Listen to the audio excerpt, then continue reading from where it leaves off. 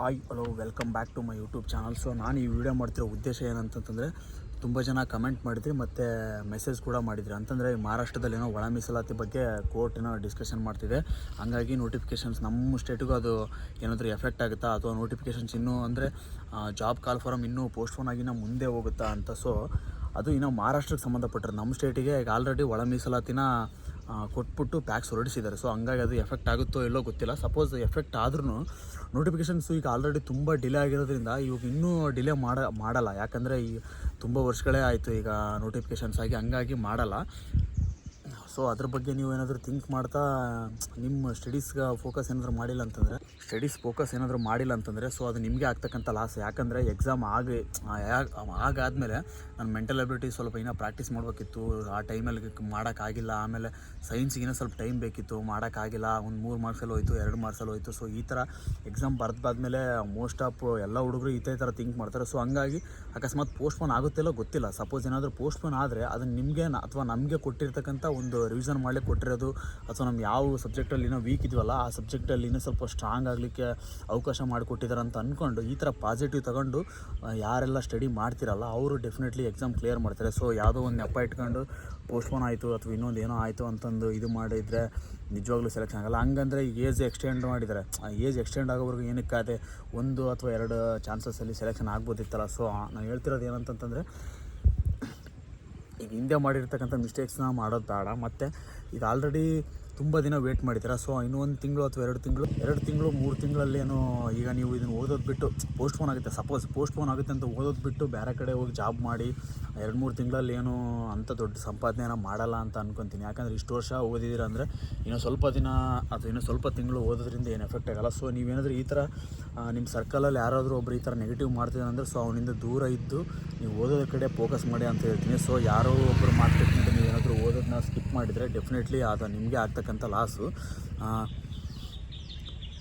ಈಗ ಸರಿ ಪೋಸ್ಟ್ಪೋನ್ ಆಗಲ್ಲ ಅಂತಂದರೆ ಇವತ್ತೇ ಎಕ್ಸಾಮ್ ಬಿಟ್ಟರು ನೀವು ಕ್ಲಿಯರ್ ಮಾಡೋವಷ್ಟು ಎಬಿಲಿಟಿ ಇದೆನಾ? ಅದೆಲ್ಲ ಸುಮ್ಮನೆ ಸುಳ್ಳು. ಯಾಕಂದರೆ ನೀವು ಎಷ್ಟೇ ಓದಿದ್ರು ಕೂಡ ಅಲ್ಲಿ ಮಿಸ್ಟೇಕ್ಸ್ ಆಗೋದು ಕಾಮನ್ನು. ಸೊ ಎಷ್ಟು ಟೈಮ್ ಕೊಡ್ತಾರೆ ಅಷ್ಟು ನೀವು ಟೆಸ್ಟು ಆ ಥರ ಅಟೆಂಡ್ ಮಾಡಿದರೆ ನಿಮ್ಮದು ತಪ್ಪುಗಳ ಸಂಖ್ಯೆನ ಕಡಿಮೆ ಮಾಡ್ಕೋಬೋದು. ನಿಮಗೆ ಡೇಟ್ ಏನಾದರೂ ಎಕ್ಸ್ಟೆಂಡ್ ಆಗಿದೆ ಅಂದರೆ ಅದರಿಂದ ಯಾರು ಧೃತಿಗೆಡೋದೇನು ಬೇಡ. ಸೊ ಅದು ನಿಮಗೆ ರಿವಿಷನ್ ಮಾಡೋಕೆ ಕೊಟ್ಟರೆ ಇನ್ನೊಂದು ಸ್ವಲ್ಪ ಸಮಯ ಅಂತ ಅಂದ್ಕೊಂಡು ಪ್ರಾಕ್ಟೀಸ್ ಮಾಡಿ ಮತ್ತು ಚೆನ್ನಾಗಿ ಸ್ಟಡಿ ಮಾಡಿ ಮತ್ತು ರಿವಿಷನ್ ಮಾಡಿ. ಪಕ್ಕ ಇನ್ನೊಂದು 2-3 ತಿಂಗಳ ಲೇಟ್ ಆಗ್ತದೆ ಆಗಲಿ, ನಿಮ್ಗೆ ಕಾನ್ಫಿಡೆನ್ಸಿಂದ ಓದ್ರಿ. ಮತ್ತು 2-3 ತಿಂಗಳು ಲೇಟ್ ಆದರೂ ಕೂಡ ನೆಕ್ಸ್ಟ್ ಒಂದು ನೋಟಿಫಿಕೇಷನಲ್ಲಿ ಯಾವುದಾದ್ರೂ ಒಂದು ಕ್ಲಿಯರ್ ಮಾಡ್ಕೊತೀನಿ ಅನ್ನೋವಷ್ಟು ರೇಂಜಿಗೆ ಕಾನ್ಫಿಡೆನ್ಸ್ ಬರೋ ಥರ ಓದಿ.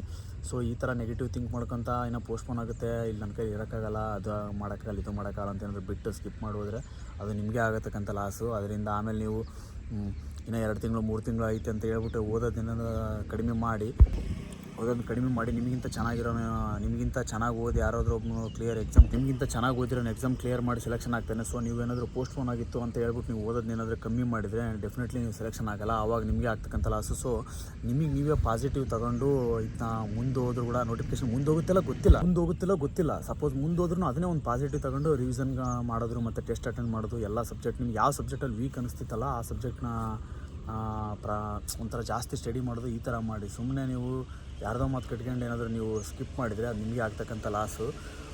ಸೊ ಹಂಗಾಗಿ ನಾನು ಹೇಳ್ತಿರೋದು ಏನಂತಂದರೆ, ಯಾರು ಕಮೆಂಟ್ ಮತ್ತು ಮೆಸೇಜ್ ಮಾಡಿದ್ರಲ್ಲ ಅವ್ರಿಗೆ ಹೇಳ್ತಿರೋದು ಏನಂತಂದರೆ, ಸ್ಕಿಪ್ ಮಾಡಿದಿರ ಪೋಸ್ಟ್ಪೋನ್ ಆದ್ರೂ ಚೆನ್ನಾಗಿ ಓದಿ. ಸೊ 2-3 ತಿಂಗಳಲ್ಲಿ ನೀವು ಓದೋದು ಬಿಟ್ಬಿಟ್ಟು ಹೋಗಿ ಯಾವ ಕೆಲಸ ಮಾಡಿನೋ ಅಂಥ ದುಡ್ಡು ಏನು ಸಂಪಾದನೆ ಮಾಡಲಿಕ್ಕೆ ಆಗಲ್ಲ. ಸೊ ಹಂಗಾಗಿ ಇನ್ನೂ ಸ್ವಲ್ಪ ದಿನ ಅಂದ್ಕೊಂಡು ಸ್ಟಡೀಸ್ ಮಾಡಿ ಎಕ್ಸಾಮ್ ಕ್ಲಿಯರ್ ಮಾಡಿ ಸುಮ್ಮನೆ ನೆಗೆಟಿವ್ ಥಿಂಕ್ ಮಾಡೋದು ಬಿಡಿ. ಮತ್ತು ಎಲ್ಲರೂ ಯಾವಾಗ ಕಾಲ್ ಫಾರಮ್ ಆಗುತ್ತೆ, ಯಾವಾಗ ನೋಟಿಫಿಕೇಷನ್ ಆಗುತ್ತೆ ಕೇಳಿದ್ ಬಿಡಿ. ಸೊ ಯಾರಿಗೂ ಗೊತ್ತಿರಲ್ಲ ಯಾವಾಗ ನೋಟಿಫಿಕೇಷನ್ ಆಗುತ್ತೆ, ಯಾವಾಗ ಕಾಲ್ ಫಾರಮ್ ಆಗುತ್ತೆ ಅಂತ ಯಾರಿಗೂ ಗೊತ್ತಿರಲ್ಲ. ಮ್ಯಾಕ್ಸಿಮಮ್ ಯಾರಿಗೂ ಗೊತ್ತಿರಲ್ಲ. ಯಾಕಂದರೆ ಗೃಹ ಸಚಿವರು ಹೇಳ್ತಾರೆ, ಆಮೇಲೆ ಇದನ್ನು ರಿಕ್ರೂಟ್ಮೆಂಟ್ ಬೋರ್ಡ್ನವರು ಯಾವಾಗ ಹೇಳ್ತಾರೆ ಅವಾಗೇ ಎಕ್ಸಾಮ್ ಆಗುತ್ತೆ, ಆವಾಗೇ ಕಾಲ್ ಫಾರಮ್ ಆಗುತ್ತೆ, ಆವಾಗೇ ಸೆಲೆಕ್ಷನ್ ಲಿಸ್ಟ್ ಬಿಡ್ತದೆ. ಹಂಗಾಗಿ ಸೊ ಎಲ್ಲರನ್ನ ಕೇಳೋದು ಬಿಟ್ಬಿಟ್ಟು ಓದೋದ್ರ ಕಡೆ ರಿವಿಷನ್ ಮಾಡಿ. ಮತ್ತು ಯಾವುದು ಇಂಪಾರ್ಟೆಂಟ್ ಅನಿಸುತ್ತಲ್ಲ ಈ ಟೈಮ್ದಲ್ಲಿ ಇಂಪಾರ್ಟೆಂಟ್ಸ್ನ ಕವರ್ ಮಾಡಲಿಕ್ಕೆ ಟ್ರೈ ಮಾಡಿ. ಸುಮ್ಮನೆ ನೆಗೆಟಿವ್ ಥಿಂಕ್ ನೋಡ್ಬೇಡಿ. ನಾನು ಫೈನಲಾಗಿ ಹೇಳೋದೇನಂತಂದರೆ, ನೆಗೆಟಿವ್ ಥಿಂಕ್ ಮಾಡೋದು ಬಿಡಿ. ಪೋಸ್ಟ್ಪೋನ್ ಆಗುತ್ತೆ, ಅದಾಗುತ್ತೆ, ಇದಾಗುತ್ತೆ ಅಂತ. ಸೊ ಪೋಸ್ಟ್ಪೋನ್ ಆದರೂ ಪರವಾಗಿಲ್ಲ, ನಿಮ್ಮದಿದೆ ಲಾಸ್ಟ್ ಚಾನ್ಸ್ ಅಂತ ಅಂದ್ಕೊಂಡು ಚೆನ್ನಾಗಿ ಓದಿ ಎಕ್ಸಾಮ್ ಕ್ಲಿಯರ್ ಮಾಡಿ. ಸೊ ಒಂದು ಸರ್ತಿ ನೀವೇನಾದರೂ ಯಾವುದಾದ್ರೂ ಒಂದು ಎಕ್ಸಾಮ್ ಕ್ಲಿಯರ್ ಮಾಡಿದರೆ ನೆಕ್ಸ್ಟ್ ಆಟೋಮೆಟಿಕ್ಲಿ ನಿಮ್ಮ ಕಾನ್ಫಿಡೆನ್ಸ್ ಬರುತ್ತೆ. ನೆಕ್ಸ್ಟ್ ನೀವು ಬರೋ ಎಕ್ಸಾಮ್ ಎಲ್ಲ ಸುಮ್ಮನೆ ಕ್ಲಿಯರ್ ಆಗ್ತೈತಿ. ಹಂಗಾಗಿ ಸುಮ್ಮನೆ ಕಾನ್ಫಿಡೆನ್ಸಿಂದ ಓದಿ. 1 ತಿಂಗಳು 2 ತಿಂಗಳು ಲೇಟ್ ಆದರೂ ಏನು ತೊಂದರೆ ಆಗೋಲ್ಲ. 2 ತಿಂಗಳಲ್ಲಿ ಏನು ಸಂಪಾದನೆ ಮಾಡ್ಬಿಟ್ಟು ಯಾರೋ ಕೋಟಿ ಸಂಪಾದನೆ ಮಾಡೋಕ್ಕಾಗಲ್ಲ. ಹೊರಗಡೆ ಹೋದರೂ ದುಡ್ಡು ಅಷ್ಟಕ್ಕಷ್ಟೇ ಕೊಡ್ತಾರೆ. ನಿಮ್ಮ ಕಂಪ್ನೀಲಿ ಅಲ್ಲಿ ಕೆಲಸ ಮಾಡೋಕೆ ಹೋದರೆ ನೀವು ನಿಮ್ಮ ಎಜುಕೇಷನಿಗೆ ಒಂದು ವ್ಯಾಲ್ಯೂ ಇರೋಲ್ಲ, ಅಷ್ಟು ಕಡಿಮೆ ದುಡ್ಡು ಕೊಡ್ತಾರೆ. ಸೊ ಹಂಗಾಗಿ ಒಂದು 2-3 ತಿಂಗಳ ಕಷ್ಟಪಡಿ, ಯಾರೇನಾದರೂ ಅನ್ನಲಿ ಏನಾದರೂ ಮಾಡ್ಕೊಳ್ಳಿ, ಕಷ್ಟಪಟ್ಬಿಟ್ಟು ಓದಿ ಅಂತ ಹೇಳ್ತೀನಿ. ಮತ್ತೆ ಏನಾದರೂ ಡೌಟ್ಸ್ ಇದ್ದರೆ ಕೇಳಿ, ಅದ್ರ ಮೇಲೆ ಒಂದು ಏನಾದರೂ ವೀಡಿಯೋ ಮಾಡ್ಬಿಟ್ಟು ಹಾಕ್ತೀನಿ. ಈ ವಿಡಿಯೋ ನೋಡೋದಕ್ಕೆ ತುಂಬ ಥ್ಯಾಂಕ್ಸ್. ನಿಮ್ಮ ಫ್ರೆಂಡ್ಸ್ ಯಾರಾದರೂ ನೆಗೆಟಿವ್ ಥಿಂಕ್ ಮಾಡಿದರೆ ಪೋಸ್ಟ್ಪೋನ್ ಆಗುತ್ತೆ ಓದೋದು ಬಿಡ್ಬೇಕಂತ ಅವ್ರಿಗೆ ಈ ವಿಡಿಯೋನ ಶೇರ್ ಮಾಡಿ ಮತ್ತು ಯಾವಾಗ ನೋಟಿಫಿಕೇಷನ್ ಆಗುತ್ತೆ ಆಗಲ್ಲ ಅಂತ ಥಿಂಕ್ ಮಾಡ್ತಿರ್ತಾರೆ ಅವರಿಗೂ ಶೇರ್ ಮಾಡಿ. ಒಂದು ವಿಷಯ ಹೇಳ್ರಿ, ಯಾರಿಗೂ ಗೊತ್ತಿರಲ್ಲ ನೋಟಿಫಿಕೇಷನ್ ಆಗೋದು, ಎಕ್ಸಾಮ್ ನಡೆಯೋದು ರಿಕ್ರೂಟ್ಮೆಂಟ್ ಬೋರ್ಡಿಗೆ ಮಾತ್ರ ಗೊತ್ತಿರುತ್ತೆ. ಸೊ ಅದ್ರ ಬಗ್ಗೆ ಯೋಚನೆ ಮಾಡಿದ್ಬಿಟ್ಟು ಚೆನ್ನಾಗಿ ಓದಿ. ಸೊ ಇನ್ನು ಸ್ವಲ್ಪ ದಿನದಲ್ಲಿ ನೋಟಿಫಿಕೇಷನ್ ಪಕ್ಕ ಆಗುತ್ತೆ. ಸೊ ಆವಾಗ ಆದಾಗ ಯೋಚನೆ ಮಾಡೋದಕ್ಕಿಂತ ಇವಾಗಲೇ ಯೋಚನೆ ಮಾಡಿ. ನೀವು ಅಂದ್ಕೊಂಡಿರೋ ಮತ್ತು ಕೊನೆಯದಾಗಿ ನೀವು ಅಂದ್ಕೊಂಡಿರೋದು ಅಂಥ ಸಕ್ಸಸ್ ನಿಮ್ಮ ಲೈಫಲ್ಲಿ ಸಿಗಲಿ. ಸೊ ಎಲ್ಲರ ಲೈಫಲ್ಲೂ ಒಂಥರ ಹ್ಯಾಪಿನೆಸ್ಸು ಮತ್ತು ಖುಷಿ ಸಿಗಲಿ ಅಂತ ಹೇಳ್ತೀನಿ. ಚೆನ್ನಾಗಿ ಓದಿದ್ರೆ ಒಂದಲ್ಲ ಒಂದು ದಿವಸ ಸೆಲೆಕ್ಷನ್ ಆಗೇ ಆಗ್ತೀರಾ. ಸೊ ನಿಮ್ಮ ಮನೆಯವ್ರು ಖುಷಿ ಪಡ್ತಾರೆ. ಮತ್ತು ನಿಮ್ಮನ್ನು ನೋಡಿ ಯಾರು ಹೇಳ್ಸಿರ್ತಾರೆ ಅವ್ರಿಗೆಲ್ಲ ಒಂಥರ ಉತ್ತರ ಕೊಡ್ತೀರಾ. ಆಲ್ ದ ಬೆಸ್ಟ್, ಚೆನ್ನಾಗಿ ಓದಿ. ಹಂಗೆ ಈ ವಿಡಿಯೋ ನೋಡೋದಕ್ಕೆ ತುಂಬ ಧನ್ಯವಾದಗಳು. ಸೊ ನಿಮ್ಮ ಫ್ರೆಂಡ್ಸ್ ಯಾರಾದರೂ ನೆಗೆಟಿವ್ ಥಿಂಕ್ ಮಾಡ್ತಿದ್ರೆ ಅವ್ರಿಗೆ ಈ ವಿಡಿಯೋ ಶೇರ್ ಮಾಡಿ. ಮತ್ತು ನನ್ನ ಮಾತೇನಾದರೂ ನಿಮ್ಗೆ ಇಷ್ಟ ಆಗಿದರೆ ನನ್ನ ಚಾನಲ್ ಮಾಡಿದ್ದೀನಿ, ಯೂಟ್ಯೂಬ್ ಚಾನಲ್ಲು, ಸಬ್ಸ್ಕ್ರೈಬ್ ಮಾಡಿ. ಸೊ ಮತ್ತು ಆಮೇಲೆ ಬೆಲ್ ಐಕನ್ನ ಕ್ಲಿಕ್ ಮಾಡಿ, ಅಂದರೆ ಗಂಟೆ ಹೊಡೀರಿ.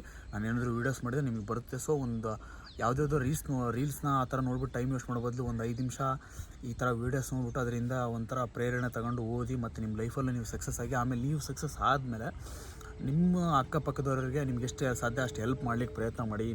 ನೀವೇನು ಓದಲಿಕ್ಕೆ ನಿಮ್ದು ಏನು ಸ್ಟ್ರಾಟಜಿ ಇರುತ್ತಲ್ಲ ಅದನ್ನೆಲ್ಲ ಹೇಳ್ರಿ. ಸೊ ಕೆಲವೊಂದು ಹುಡುಗರು ಕೋಚಿಂಗ್ ಹೋಗೋಕೆ ಆಗದಿರೋವಂಥ ಹುಡುಗರು ಇರ್ತಾರೆ. ಸೊ ಅಂಥವ್ರಿಗೆ ಹೆಲ್ಪ್ ಮಾಡಿ. ಎಲ್ಲರೂ ಒಂಥರ ಬಡವ್ರ ಮಕ್ಕಳಿಗೆಲ್ಲ ಯೂಸ್ ಆಗಲಿ. ಮತ್ತು ಬಡವ್ರ ಮಕ್ಕಳು, ನಾವು ಎಲ್ಲ ಬಡವ್ರ ಮಕ್ಕಳೇ, ಹಂಗಾಗಿ ಎಲ್ರಿಗೂ ಯೂಸ್ ಆಗಲಿ. ಸೊ ನಾನು ಇದೇ ಥರ ವೀಡಿಯೋಸ್ ನೋಡ್ಬಿಟ್ಟು ಒಂಥರ ನನಗೊಂಥರ ಪ್ರೇರಣೆ ಸಿಕ್ಕಂಗೆ ಆಗೋದು. ಸೊ ಹಂಗಾಗಿ ನಿಮಗೂ ಇದೇ ಥರ ಯೂಸ್ ಆಗಲಿ ಅಂತ ಈ ವಿಡಿಯೋಸ್ ಮಾಡ್ತಿದ್ದೀನಿ. ಇಷ್ಟೊತ್ತು ಈ ವಿಡಿಯೋ ನೋಡೋದಕ್ಕೆ ಥ್ಯಾಂಕ್ ಯು ಸೋ ಮಚ್ ಹೇಳ್ತಾ ಮತ್ತೆ ಮುಂದಿನ ವಿಡಿಯೋದಲ್ಲಿ ಸಿಗ್ತೀನಿ. ಬಾಯ್.